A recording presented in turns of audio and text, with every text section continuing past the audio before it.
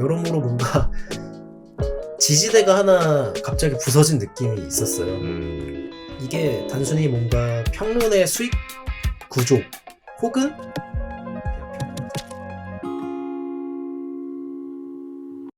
안녕하세요. 저는 대중음악 웹진 이즘에서 편집장을 맡고 있는 장준환이라고 합니다. 안녕하세요. 안녕하십니까? 네, 아니 뭐 저희는 그래도 자주 보는 편이죠, 그쵸? 아이, 그쵸. 저 도원님이랑도 자주 뵙고 사실 예. 이 집도 몇 번 와봤죠? 오늘은 집이 아니라 스튜디오지만 네. 제가 좀 개조를 했습니다. 네. 이게 올 때마다 하울의 움직이는 성처럼 계속 바뀌어요. 와보니까 어떠세요? 굉장히 좀 아늑하고 예. 네. 뭔가 제가 알던 그 도원님의 집이 아닌데 오늘은 또 이렇게 귀신같이 스튜디오로 바뀐 모습을 보니까 좀 어색하기도 하면서 친숙하네요. 제가 최근에 자주 보는 이제 애니메이션 던전밥 만화도 저 다 봤거든요. 네. 던전밥 보면 이제 미궁이 나중에 보면 형태를 막 바꾸지 않습니까? 아, 맞아요. 욕망에 따라서. 맞아요. 네. 약간 이 스튜디오가 약간 그런 욕망의 결과물이라고 봐야죠. 제 말대로 이제 가구를 배치를 다르게 하고 이제 점점 뭔가 장비가 늘어나고 네. 그래서 이제 인디펜던트하게 시작을 해봤는데 준하님을 모실 수 있어서 정말 기쁩니다. 오늘 주제가 이제 피치포크의 이제 콘데 나스트에 인수된 이후로 2015년 이후에 계속 이렇게 굴러가다가 지금 GQ로 이제 편입이 된다. 이런 얘기가 나왔는데 자세하게 좀 설명 좀 해주시죠. 일단은 그 피치포크가 최근에 GQ와 합병 소식이 나면서 그 편집장으로 있던 분과 이렇게 함께 합쳐서 12명을 해고를 했다. 이런 소식이 발표가 됐죠. 그거에 따라서 사실 많은 분들이 우려를 했던 게 이제 피치포크 그러면 어떻게 되는 거냐. 그 과거에 있었던 뭔가 그런 이제 힙스터들의 수호자가 지금은 이제 어떤 식으로 또 바뀔지 모르게 된 상황인 거잖아요. 근데 사실 약간 이러한 쟁점은 2015년에 콘데 나스트에 매각됐을 때부터 나오던 이야기긴 하거든요. 그때도 이제 뭐 이런 주류 기업 산하에 들어가게 되면은 뭔가 본인이 가지고 있던 그런 독립적 스탠스를 유지를 할 수 있을까에 대한 이야기가 굉장히 많았고요, 그때도. 근데 또 이제 되게 잘 굴러가는 것처럼 보이다가, 예. 그래서, 저희도, 이즘도 이제 그런 피치포크의 사례를 약간 참조하면서, 나중에 약간 저런 성공된 비즈니스 모델을 참조를 해서 저희도 저런 식으로 바뀌어야겠다라고 생각을 하고 있던 찰나에 그런 이제 충격적인 소식이 들리면서 사실 내부 사정을 저희가 알 수는 없죠. 뭐 예를 들어서 정말 겉으로 봤을 때는 굉장히 단단해 보이고 그런 체계적으로 보였던 시스템을 갖추고 있었을 수도 있겠지만 그게 또 이제 수익적인 뭐 모델이 안 났다거나 뭐 이제 거기서 뭐 할당량을 채우지 못했다거나 혹은 뭐 이제 그 윗선에서 봤을 때 뭔가 회사 방침과 마음에 들지 않는 분들이 내쫓았을 수도 있겠죠. 이건 진짜 어디까지나 그분들이 얘기를 하지 않으면 모르는 상황인 거고요. 맞습니다. 근데 그거를 이제 뭐 다 차치하고서라도 일단 피치포크가 이런 상황에 처한 거는 굉장히 좀 너무 안타깝다. 그리고 그걸 보고 있는 저 역시 동시에 이즘을 생각하지 않을 수 없었다. 네. 그렇죠. 정말 남일 같지 않으셨을 것 같은데요. 그쵸. 이게 여러모로 뭔가 지지대가 하나 갑자기 부서진 느낌이 있었어요. 이게 단순히 뭔가 평론의 수익 구조 혹은 그냥 평론 자체에 대한 수요에 있어서도 좀 굉장히 생각을 많이 하게 되는 계기였죠. 피치포크 어쨌든 그렇게 참 비참한 결말을 맞게 되면서 아직 근데 사이트가 망한 건 아니에요. 지금 들어가면 접속됩니다. 네. SNS도 활발하게 하고 있고 어떻게 될지 모른다는 거죠, 미래가. 그리고 콘데 나스트가 뭐 사실 뭐 저희가 콘데 나스트 하니까 뭐 무슨 회사야? 이렇게 생각하실 수도 있는데요. 이 산하에 있는 회사들이 아주 쟁쟁합니다. 베니티 페어, 와이어드, 뉴요커, 뭐 GQ, 코스모폴리탄, 뭐 웬만한 우리가 이름 들어본 미디어들은 다 콘데 나스트 거다. 네. 그래서 콘데 나스트에서 어쨌든 이런 결정을 내렸다는 게 굉장히 충격적인데 이즘 편집장으로서도 좀 남일 같지 않을 것 같습니다. 그쵸. 이게 아무래도 웹진을 이제 그것도 심지어 음악 비평을 하고 있는 웹진이다 보니까 뭔가 여러모로 자꾸 저희 이즘이 겹쳐 보이는 게 있는 거죠. 네. 어쩔 수 없는 것 같아요. 이게 그냥 일반적으로 제가 그냥 피치포크를 보는 독자의 입장이었으면 그냥 안타까워하고 말았을 것 같은데, 근데 또 이게 막상 저가 지금 편집장으로 있다 보니까 이거에 대해서 약간 좀 너무 진지하게 저도 생각을 해보게 되는 그렇죠. 거죠. 어떻게 해야 우리 이즘을 살릴 수 있을 것인가. 이러한 굉장히 허리케인 속에서, 네, 돌풍 속에서 뭔가 예. 어떻게 하면 우리 이즘을 지킬 수 있을까라는 생각도 많이 하게 됐고요. 피치포크는 사실 준하님에게 굉장히 뜻깊은 사이트라고 전 생각을 하거든요. 저도 피치포크 진짜 많이 봤고, 피치포크에 대한 추억에 대해서 좀 이야기해 주시면 좋을 것 같은데요. 피치포크는 어떤 사이트였는지.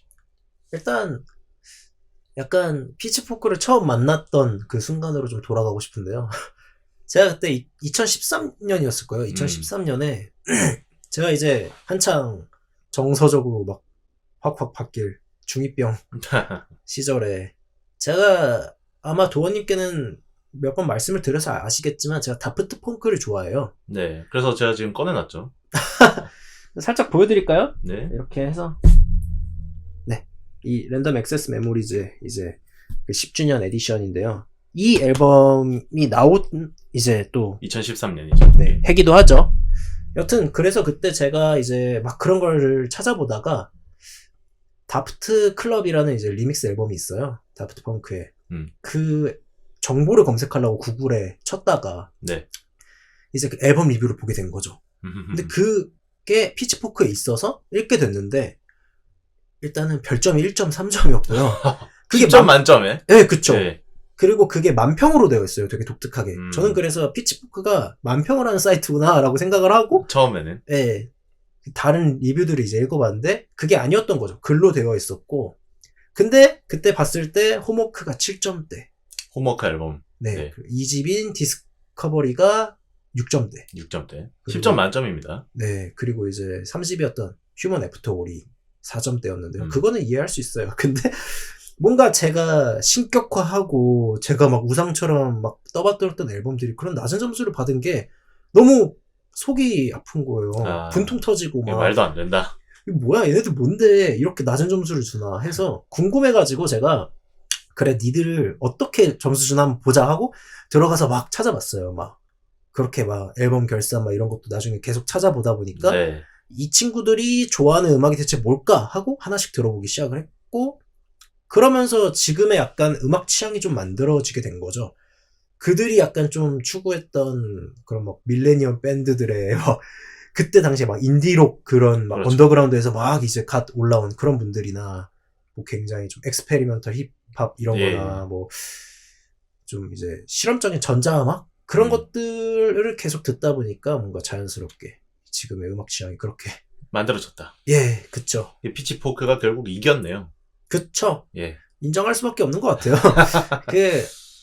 아무래도 그런 다양한 음악들을 접할 수 있는 기회를 이 피치포크라는 그니까 음악평론이라는 존재 자체를 그때 처음 알았으니까요. 그렇죠. 리스트, 연말결산 아예 몰랐거든요. 근데 그걸 알게 되니까 다른 웹진들도 조금씩 찾아보게 되고 뭐 롤링스톤이나 뭐 예를 들어서 NME나 네.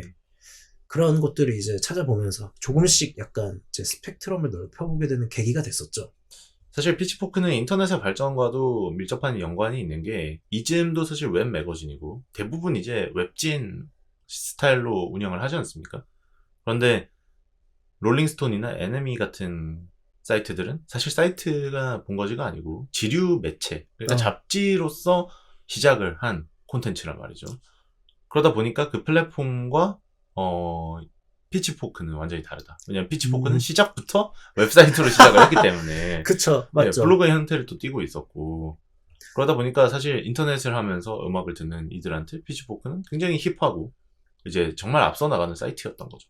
그쵸. 예. 지금도 사실 그런 이미지를 고수하고 있는 게 굉장히 좀 신기한 것 같아요. 그분들이. 예. 그렇죠. 그래서 피치포크가 그렇게 의미가 깊은 사이트고 우리한테 많은 영향을 끼쳤는데 지금 정말 이렇게 네, 12명이나 이제 해고가 됐다는 사실이 저는 굉장히 좀 충격적이거든요. 그쵸. 예, 편집장 분까지 포함이 돼서 이제 해고가 됐는데 괜히 제가 좀 막 예. 마음이 더 아픈 이유가 네. 편집장이라서. 예, 그쵸. 예, 그렇습니다.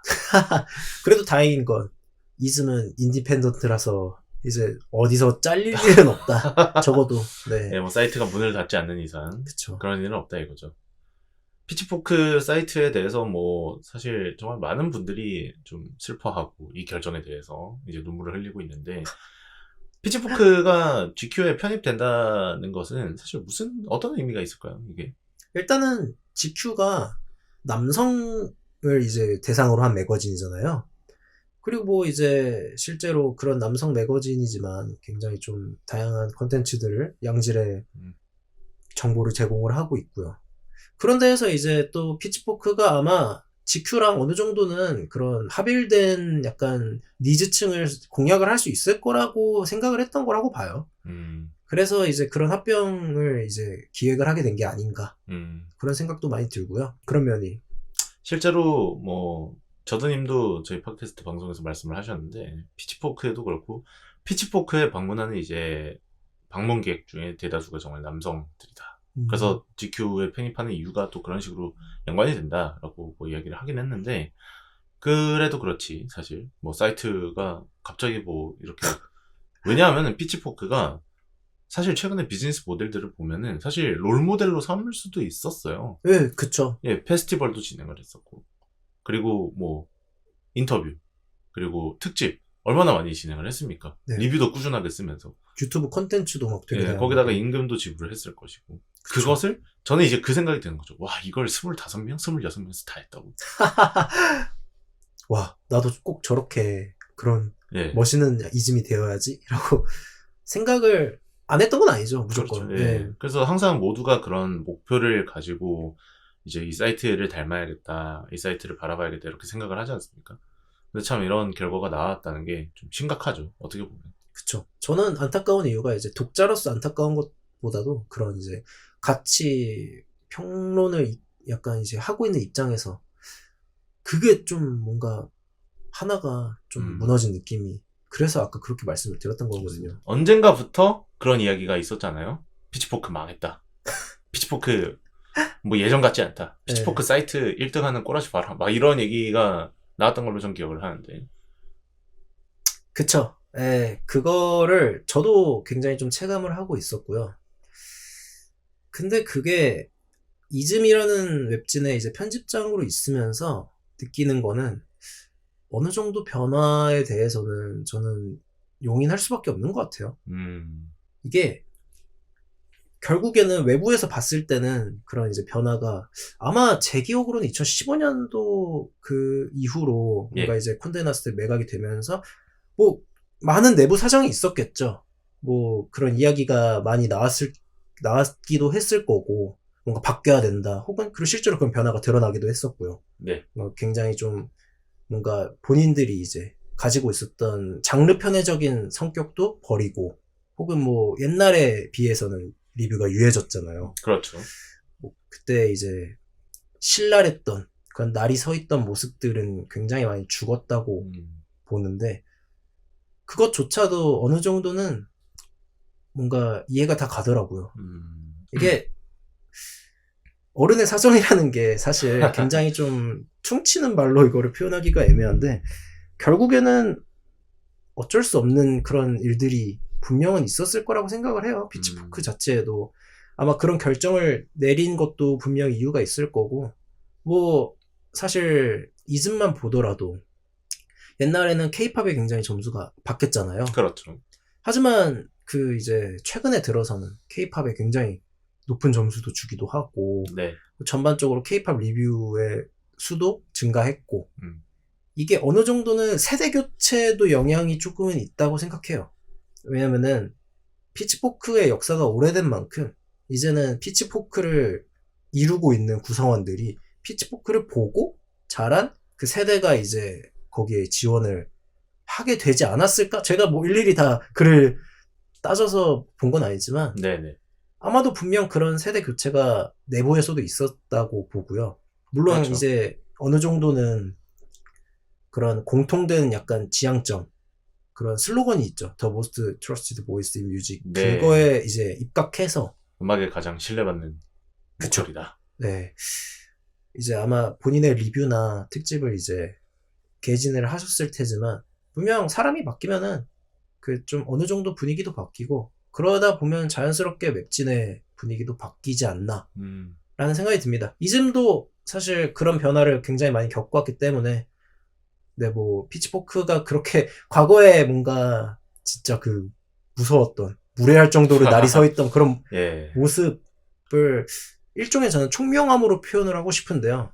그런 총기를 잃었다는 거는 좀 아쉽지만 그래도 어느 정도는 네. 네, 어쩔 수 없었다. 그쵸. 뭐 총기를 잃었다라고 이제 말씀을 하셨는데 사실 그래서 그 신랄한 비평과 내용들은 사실 이제는 좀 찾아보기가 힘들긴 합니다. 어떤 사이트 들어가도. 그쵸. 레이트얼 뮤직에서도 사실 좀 저는 레이트얼 뮤직도 약간 조금 애매한 느낌이 있고 예. 저도 레이트 유어 뮤직을 좀 이제 2017년도부터 사용을 했는데 그때 분위기랑 지금이랑 많이 비교를 해보면 이용자 수가 굉장히 많이 늘었어요. 그렇죠. 예, 그러다 보니까 뭔가 성향이 약간 조금 바뀐 것 같다는 느낌이 많이 들더라고요. 예. 뭐 사실 그것도 어느 정도는 어쩔 수 없는 그 과도기에 있다고 생각을 합니다. 맞습니다. 제가 정확한 그거를 잘 모르지만 이유는 방금 이제 준환 씨 얘기하는 거 들으면서 콘데나스트한테 인수되고 나서 여러 가지 프로젝트를 피치포크가 했잖아요. 네, 그 그쵸. 중에 하나가 리뷰 점수 다시 매기 맞아요. 예, 예. 였는데 저는 그때 피치포크가 굉장히 잘못된 선택을 했다고 생각했어요. 왜냐면은 준하님이 아까 말씀하셨지만 이즘 사이트에 지금 들어가 보면 지금 기준으로 보면 말도 안 되는 이상한 내용도 많아요. 근데 네. 그걸 일일이 막 지우고 남기고 막 수정하고 이렇게 하지 않는 이유는 그것도 사실 기록이라고 저는 생각을 하거든요. 그러니까 맞아요. 그때 당시에 이 집단과 이 커뮤니티 그리고 이 사회가 이 음악을 어떤 식으로 바라봤나를 고증을 하는 거라고 생각을 하거든요. 그러니까 좋은 방향이든 나쁜 방향이든. 그래서 저는 점수 다시 매기기는 과거에 우리가 이랬으니까 막 죄송합니다. 죄송합니다의 의미가 있는 거잖아요, 사실. 그쵸. 사과의 의미. 뭔가 이 예. 앨범을 알아보지 못했다는 거에 대한 네. 사과겠죠? 그건 사실 저는 글 쓰는 사람들이 나중에 그냥 개인적으로 정말 내가 잘못했다. 하지만 이건 정말 최고의 명반이었어. 그때 내가 이 앨범의 가치를 알아보지 못한 게 참 안타깝다. 이렇게 이야기를 할 수 있는데 사이트에서 그걸 또 공식 프로젝트로 하는 것은 좀 약간 다른 문제라고 생각을 했거든요. 네. 사실 다프트 펑크의 홈워크 같은 앨범도 지금은 9점대로 굉장히 높게 재리뷰가 됐죠. 네. 그리고 그래서 제가 한번 들어가 봤어요. 분명 저는 이렇게 기억하고 있는 그 점수를 찾으려고 리뷰를 검색을 해봤는데 제가 못 찾은 건지 모르겠는데 그 리뷰가 없더라고요. 네, 그래가지고 뭐지? 제가 잘못 봤나 해서 이제 좀 이렇게 뒤져봤는데 그 옛날 이제 자료를 좀 찾아보니까 거기에는 또 이제 있더라고요. 그래서 뭔가 굳이 그렇게까지 점수를 다시 매기더라도 그 글 자체를 뭔가 이렇게 가렸어야 됐을까라는 생각도 조금은 했습니다. 사실 저는 피치포크가 뭐 노선을 바꾸고 뭐 좀 유해지고 뭐 이런 거에 대해서는 불만이 없었습니다.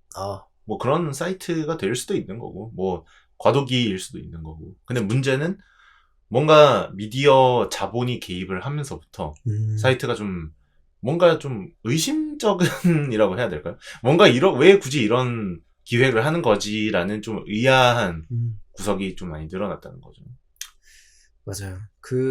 어쩔 수 없는 문제겠죠, 그것도? 결국에는 이제 웹진을 자생할 수 있는 환경을 만들고 계속해서 유지를 해나가려면은 그런 자본력에 기댈 수밖에 없는 것도 사실이긴 하지만 근데 이제 그렇게 되면 또 이제 개입이 생기잖아요. 네. 외부에 대한 개입이 생기고 그거에 대해서 이제 본인들이 이견을 수정해야 되는 그런 상황에 직면을 하게 될 텐데 그래도 뭔가 피치포크가 그렇게라도 뭔가 연명을 해왔다는 거에 대해서는 고평가를 하고 싶지만 결국에는 결말이 이렇게 되어버렸네요. 네.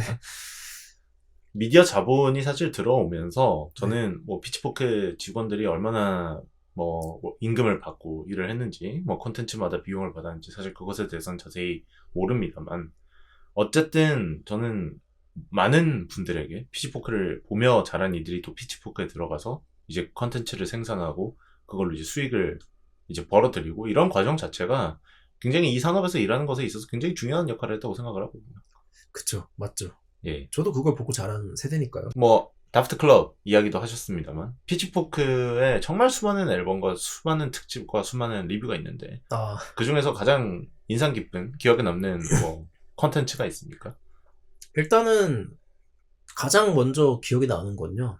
그 노아 요시가 썼던 EDM은 어떻게 그 2010년대 미국을 정복했는가 오, 라는 특집이 있었어요. 사실 피치포크의 글들이 친절하지는 않잖아요.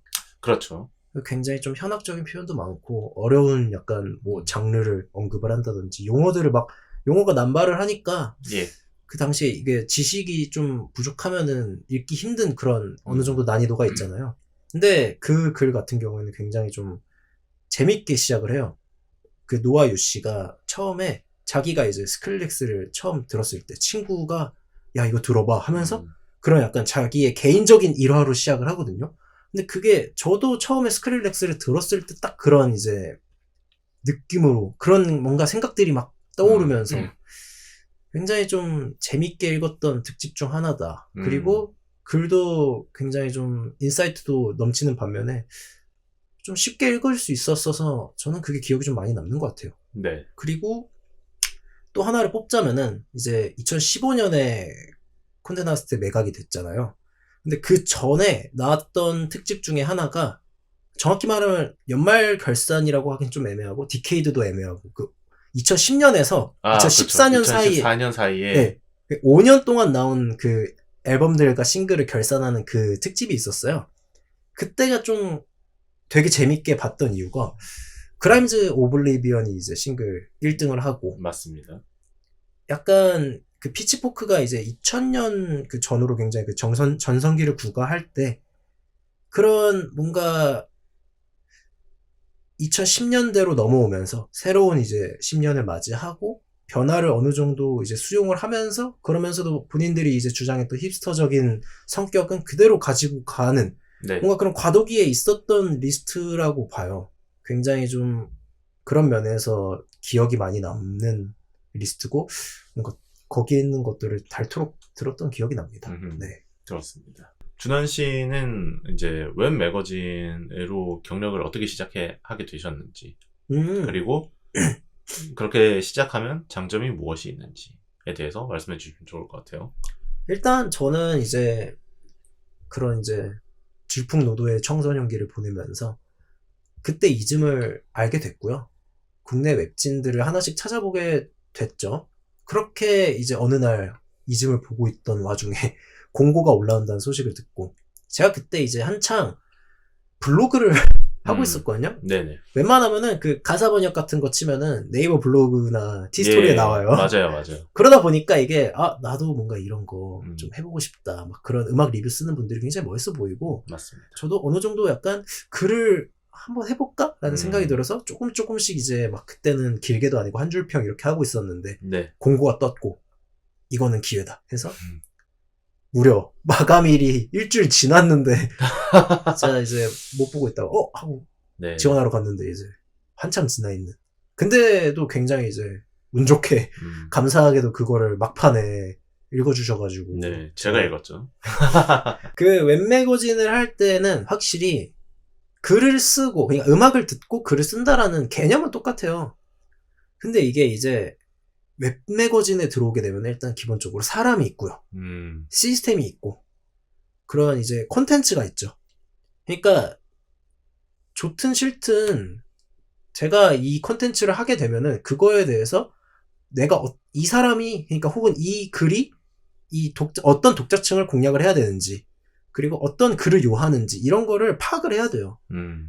그거에서 첫 번째. 그리고 두 번째는 이제 제가 이즘에 들어가기 전에는 제가 음악을 제일 잘하는 사람인 줄 알았어요.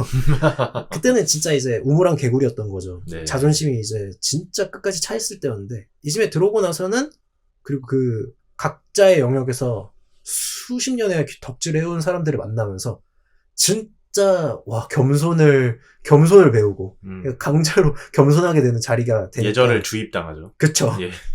그런 자리에 와보니까 그 사람들이랑 이야기를 하고 그리고 내가 모르는 음악 내가 모르는 영역의 그런 나라라든지 뭐 장르라든지 이런 거를 조금씩 알게 되면서, 아, 이런 세계가 있었구나. 진짜 만약에 제가 1인 콘텐츠로 뭐 하게 됐더라도, 제 에어리어에서는 굉장히 뭐, 했을 수도 있었겠죠? 미래는 모르는 거니까요. 하지만 이쯤에 들어와서 굉장히 많은 사람들과 굉장히 다양한 이야기를 하고, 노래를 막 얘기하면서 많이 배웠다, 정말. 사실상 뭔가 거기서 진짜 제가 음악에 대한 인식도 많이 바꾼 것 같아요. 그쵸. 이게 뭔가 좀 평론이 지향해야 되는 그런 보편성에서도 어느 정도 그런 게 나오는 것 같아요. 그러니까 저는 이제 제가 좋아하는 음악 글을 더 쓰고 싶어서, 그러니까 제 좋아하는 분야를 더 알고 싶어서 들어온 거지만, 결과적으로 뭔가 이즘에 합류하면서 평론의 진짜 진정한 기능이 무엇인가? 그러니까 이 평론이 가져다 줄 수 있는 그런 뭔가 사람들에게 어떤 역할을 해야 되는가에 대해서 굉장히 좀 재고해보는 계기가 되었고요. 그런 이제 과정에서 저도 도우님처럼, 아, 이게 뭔가 나만 아는 용어를 쓴다고 해서 이게 결코 좋은 게 아니구나. 그냥, 예. 그런 걸 좀 어렴풋이 저도 인지를 했던 것 같아요. 그렇죠. 그러면서 이제 자기 주장을 녹여내려니까 쉽지 않은 거죠. 그쵸. 네. 예. 농담이고요. 자, 어쨌든 이즘의 편집장 장조단님과 피치포크 얘기하고 있는데, 어쨌든 피치포크가 참 이렇게 돼서 아쉽습니다.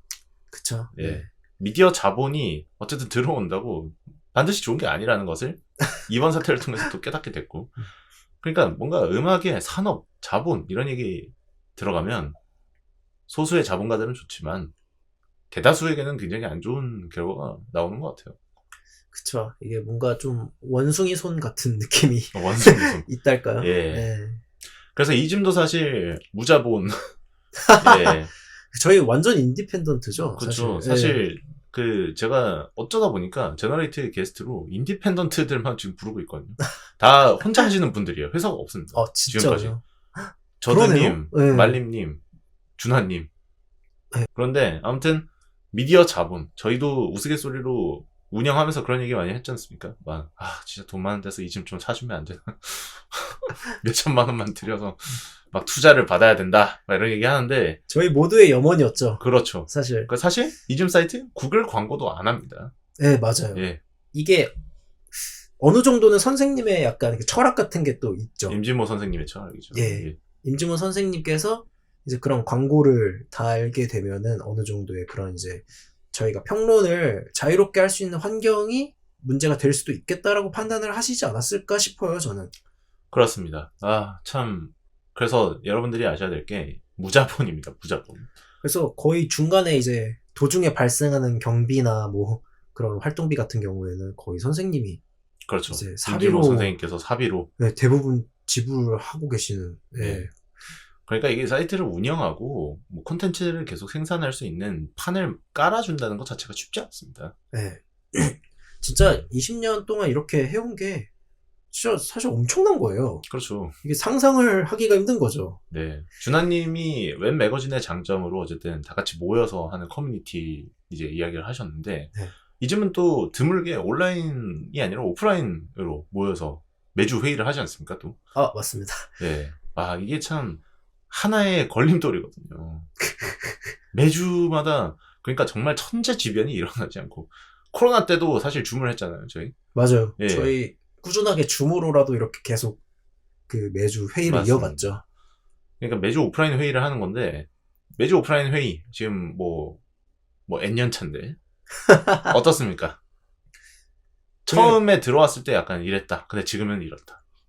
네. 일단 사실 다른 이제 웹진이 어떤 식으로 그 운영이 되는지는 잘 모르지만, 이즘 같은 경우에는 조금 더 구체적으로 설명을 드리자면 매주 토요일에 오프라인 회의. 그러니까 무조건 만나서 다 같이 대면해서 이야기하고, 그리고 이제 끝나고 술도 마시고, 혹은 밥도 먹고, 막 그런 되게 오프라인 활동이 강조가 되는 사이트잖아요. 그렇죠. 이제 도우님도 오랫동안 다녀보셔서 알겠지만. 맞습니다. 근데 이게 토요일이란 말이죠.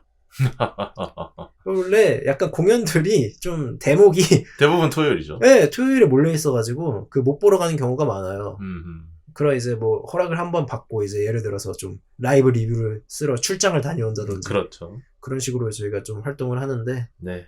네, 뭐 근데 이게 여러모로 굉장히 20년 동안 넘게 이즘이 존속해올 수 있었던 것도 사실은 이런 거에 영향이 좀 크지 않나 싶어요. 그러니까 이즘이 웹진으로서의 기능이 반이라면은 그런 커뮤니티로서의 기능이 좀 반이다. 네. 그게 회의가 딱 끝나자마자 바로 이제 저희가 좀 엄격 근엄 진지했던 평론가가 아니라 이제 전부 다 음악을 좋아하는. 네, 동아리가 돼버렸거든요. 그렇죠. 그래서 막 이제 저희 사무실에서 막 술 먹고 밤새도록 막 음악 이야기하고 막 놀고 막 그렇게 하고 또 이제 집으로 귀가하는 예. 그런 루틴을 이제 매주 지내고 있는데 그렇죠. 그래서 제 핸드폰 보면은 막 멤버들이 이제 술 취해서 엘튼 존 노래 막 따라 부르고 다음날 물어보니까 기억을 하나도 못 하더라고요. 이제 예. 그렇게 저희가 그냥 놀고 있어요. 맞습니다. 예. 그렇죠. 근데 이제 또 어느 정도는 다 서로 비즈니스 동료라기보다는 좀 이제 친한 친구로서 네. 뭐 자주 같이 놀러 다니기도 하고 멤버들이랑 그렇죠. 그런 면에서 좀 끈끈하게 이어지는 것도 있는 것 같아요. 네. 아무래도 이제 음악을 좋아하는 사람을 만나기가 참 어려우니까요. 맞아요. 예. 친구들한테 가서 always 얘기를 꺼낼 수도 없고. 그렇죠. 갑자기. 뭐 준하님이랑 저랑 이제 곧 블랙 컨트리 뉴 로드라는 이제 밴드 공연을 갈 건데. 네. 뭐 누구한테 얘기를 할 수 있겠습니까? 솔직히 말하면. 맞아요. 예. 친구들은 그런 거 안 좋아하거든요. 그렇습니다. 레지던스 어드바이저라고 아주 유명한 사이트가 있죠. 레지던트 어드바이저. 거기서 이제 피치포크의 최후에 대해서 이제 글을 썼는데 무슨 이야기를 했냐면 이제 음악 업계에서 가장 빠르게 일을 시작하는 좋은 방법은 혼자서 뭐 블로그 만들고 유튜브 만들고 이게 아니다. 어떤 단체 들어가서 마감 지키고 이제 조직 생활을 하면서 그런 루틴을 익히는 것이 가장 좋은 방법이다. 이렇게 글을 썼더라고요. 거기에 대해서 저도 동의하는 편입니다. 네.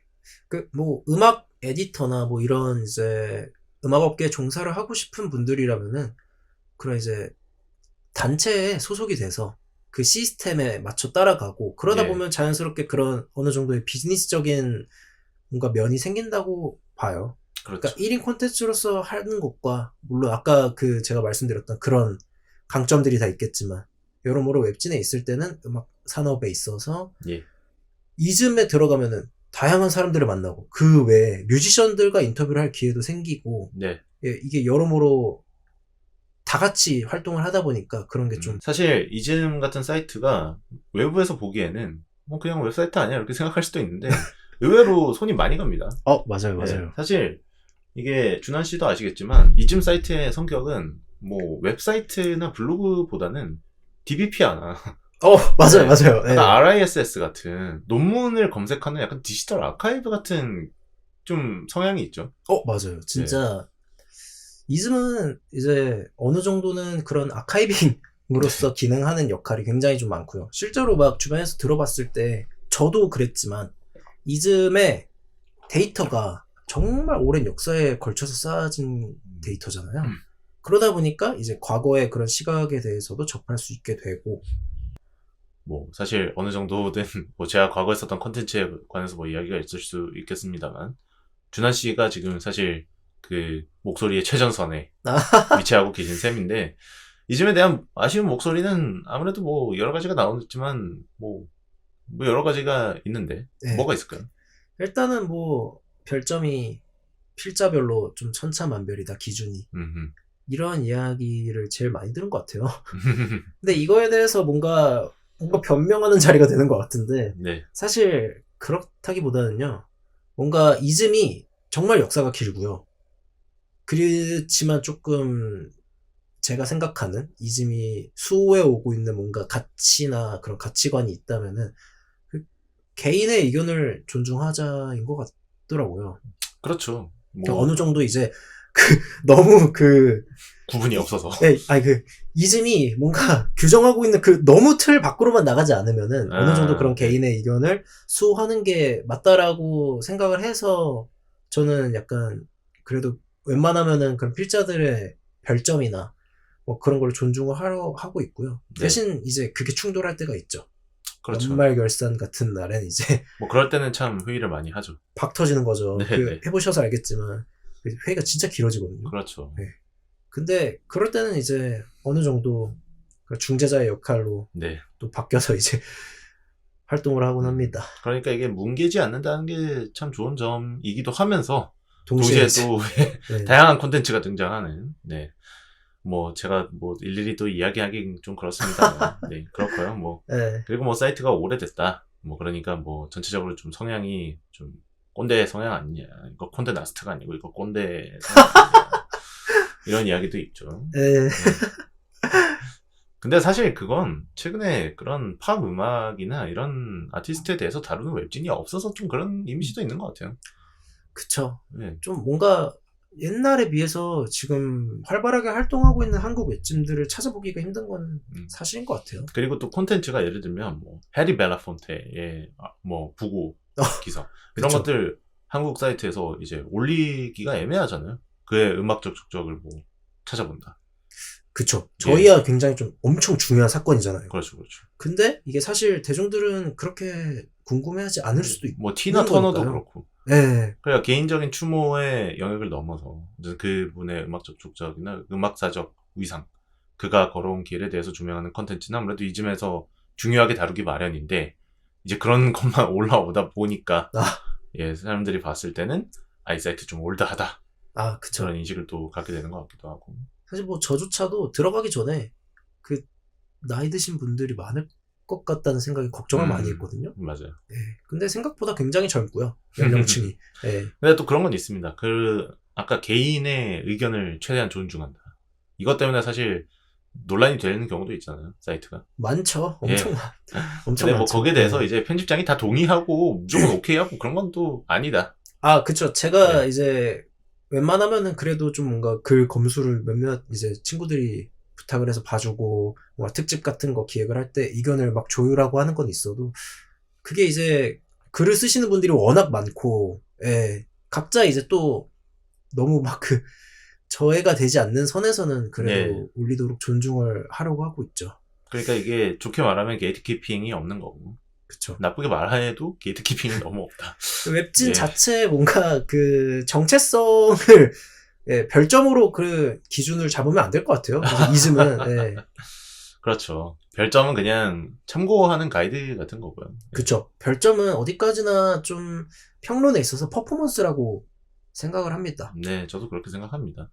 그래서 정말 많이 들은 얘기예요. 저도 이제 별점 사이트 누가 요즘 별점으로 점수를 매기냐. 막 그런 얘기 하시는 분들도 계시고 뭐 그분들의 의견도 전 동의합니다. 근데 별점은 사실 어떻게 보면 케이크에 얹는 체리 같은 거죠. 그쵸. 예. 물론 거기다가 막 너무 체리를 막 이따만한 걸 코믹성도 있고 체리가 막 수박만한 걸 막 올린다거나. 체리를 네. 얹으라고 했는데 무슨 막 망고를 얹어 놓는다거나 네. 뭐 그런 경우도 있고.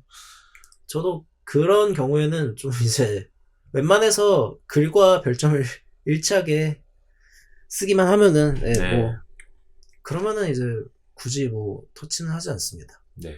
어쨌든 또 이즘에 들어가면 또 마감의 압박도 심각하고. 그쵸. 예. 제가 편집장에 있었을 때 참 마감 이야기 많이 했던 것 같은데. 근데 뭐 사실 그게 중요하죠. 마감을 지키는 거. 진짜 중요한 것 같아요. 네. 그리고 또 뭐 사실 이즘에 오면은 성실함은 제가 봤을 때는 어느 정도 생긴다고 봅니다. 매주 토요일에 일단 모여야 되니까. 예. 겸손도 주입되고 겸손도 성실함도 주입되고 네. 약간 서당 느낌으로 음악 서당. 네, 음악 서당이죠. 그리고 사실 그 성실함을 이제 대체할 수 있는 좋은 방법이 뭐냐면 콘텐츠로 갚는 거죠. 맞아요. 라이브를 토요일날 뭐 모임을 안 나올 수 있어요. 근데 라이브를 가서 라이브를 갔으면 사실 그거에 대한 후기나 이런 것들을 레포 쓰는 것도 사실 굉장히 도움이 되고 네. 인터뷰 스킬 같은 것도 익히는데 굉장히 도움이 되거든요.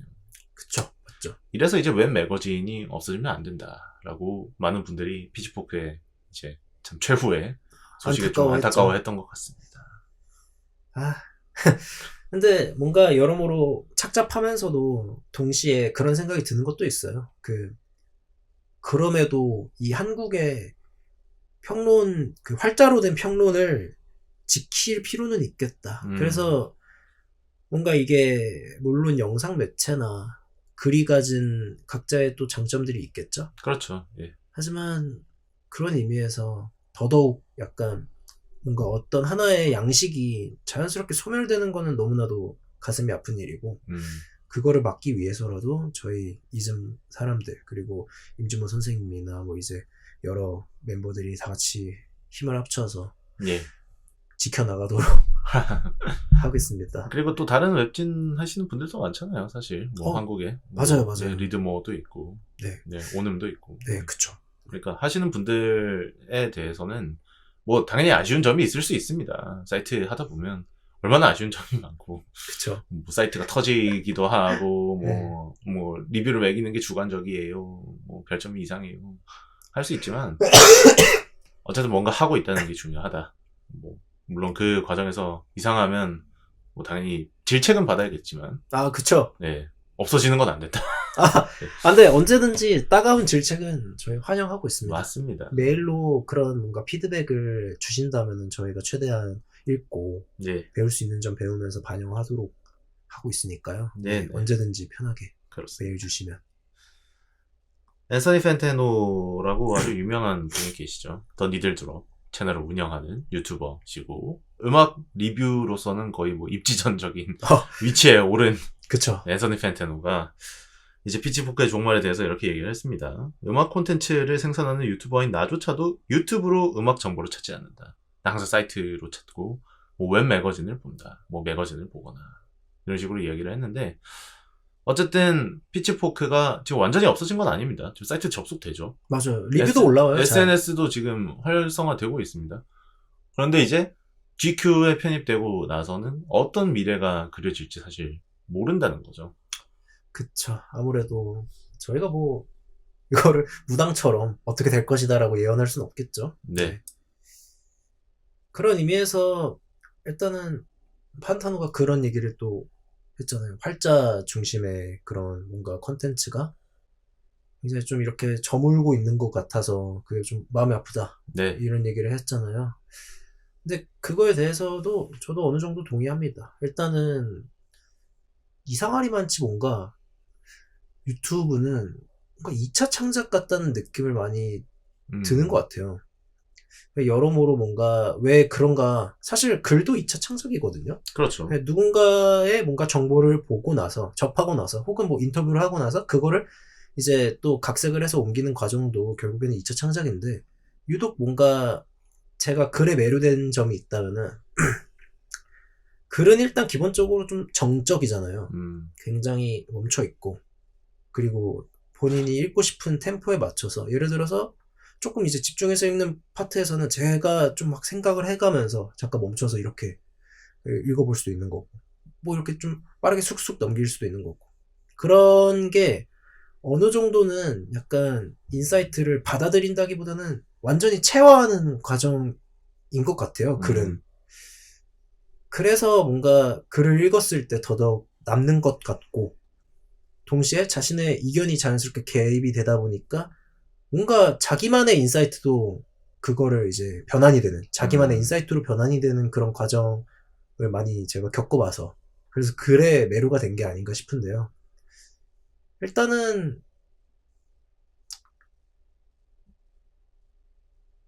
제가 뭐 뭐라 했죠? 네. 여기서 끊어 그러면. 네, 뭐 그렇습니다.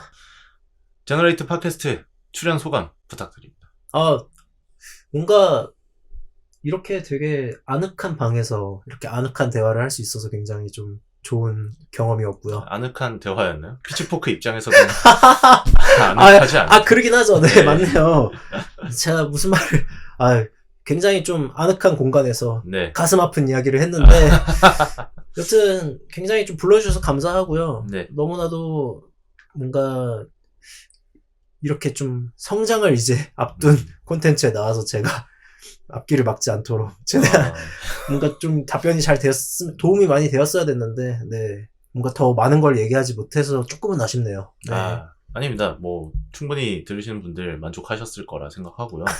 그리고 사실 피치포크의 이런 정말 침몰 소식에 사실 침몰 잘 모르겠습니다. 왜냐면 가능성은 모르는 거거든요. 라이징일 수도 있어요. 네. 또 그리고 사실 GQ나 코스모폴리탄 뭐 이런 잡지들 저희가 막 무슨 이상한 매체처럼 이야기하지만 그런 데서 나오는 아티스트 인터뷰 보면 깊이가 장난 아닙니다. 맞아요. 네. 그리고 유력한 아티스트들도 뭐 GQ 표지 장식하거나 뭐 그런 데서 그러니까 콘텐츠의 질이 떨어진다? 이런 점에서 저희가 까는 게 아니죠. 그쵸. 예. 어느 정도는 이제 그런 피치포크의 정체성에 이제 영향이 갈까에 대해서 굉장히 좀 우려를 하고 하는 있는 거죠. 그리고 실제로 인력들이 갈려나갔고. 그니까요. 네. 네. 그러니까 뭐 전원 고용 승계를 하면서 뭐 GQ 아래로 들어간다? 뭐 이러면은 사실 그리고 또 문제는 그 사이트가 피치포크라서 더 충격인 것 같습니다. 맞아요. 사실 언제까지나 인디펜던트일 줄 알았는데. 인디의 이제 수호자가 네. 뭔가 결국에는 이런 결말로 되었다는 게 그러니까요. 네. 아쉽죠. 그리고 콘데 나스트도 이 피치포크 그 합병 발표하고 나서 또 대규모 시위를 또 맞닥뜨렸죠. 이제 해고를 너무 많이 해서 해고 노동자들이 부당해고다. 네. 그런 이야기 굉장히 많이 하고 어쨌든 미디어 산업 자체가 지금 전체적으로 불황입니다. 맞아요. 네. 그리고 사실 많은 분들이 또 아쉬워하는 게 그거죠. 피치포크만 지금 위기인 게 아니잖아요. 지금 밴드캠프도 에픽게임스한테 인수된 다음에 지금 이제 털어냈습니다만 또 완전 아주 큰일이 났고 그리고 뭐 그쵸. 사운드 클라우드도 지속해서 지금 뭐 위기라고 하고 있고 뭐 그러니까 독립음악가들을 위한 공간과 독립음악가들이 활동할 수 있는 그런 발판이 되어주는 비평지나 이런 것들이 점차 사라지고 있다는 게 문제인 겁니다. 맞아요. 이게 어느 정도 체감이 되기 시작한 것 같아요. 저도. 이게 뭔가 그런 게 조금씩 수면 위로 드러나면서 이제 웹진 이즈메에 소속되어 있는 멤버로서도 굉장히 좀 생각이 깊어지는 그렇죠. 상황이죠. 그러니까 뭐 미디어의 힘이 커지니까 뭐 1인 크리에이터로 활동하면 좋지 않냐 뭐 이런 얘기도 하시는데 그래서 이런 일이 일어나는 거죠. 예를 들면 트위치가 한국에서 철수를 한다. 그리고 유니버설이 틱톡에서 음악을 다 뺀다. 이럴 때 피해를 보는 것은 사실 기업이 아니죠. 그쵸. 음악가들과 그 음악 산업에 종사하는 분들이니까. 그쵸. 그 예. 컨텐츠를 수요하던 소비자들도 결국에는 순식간에 뭔가 터전을 다 잃어버리는 거죠. 이게. 그렇죠. 예. 참 그게 너무 아쉬운 것 같습니다. 아무튼 오늘 뭐 여러 가지 이야기를 해봤는데 마지막으로 이제 이 방송 보시는 그리고 들으시는 분들께 장준환 편집장님께서 네 한마디 부탁드립니다. 네, 일단은 뭐 아까도 말씀드렸지만 저희가 힘이 닿는 한 최대한 이 레거시는 이어져야 된다. 네. 이런 약간 활자 중심의 평론과 그런 또 평론이 자생할 수 있는 환경에 대해서 저희도 계속 고민하고 고찰하고 어떤 식으로 또 이거를 개선을 해나갈지에 대해서 계속 하고 있으니까요, 생각을. 네, 많은 응원 해주시면 감사할 것 같아요. 그리고 또 뭐 이제 비판이나 뭐 이제 이런 거는 좀 고쳤으면 한다 하는 것들도 언제든지 편하게 이렇게 보내주시면 네. 저희가 또 피드백을 수용하도록 하겠습니다.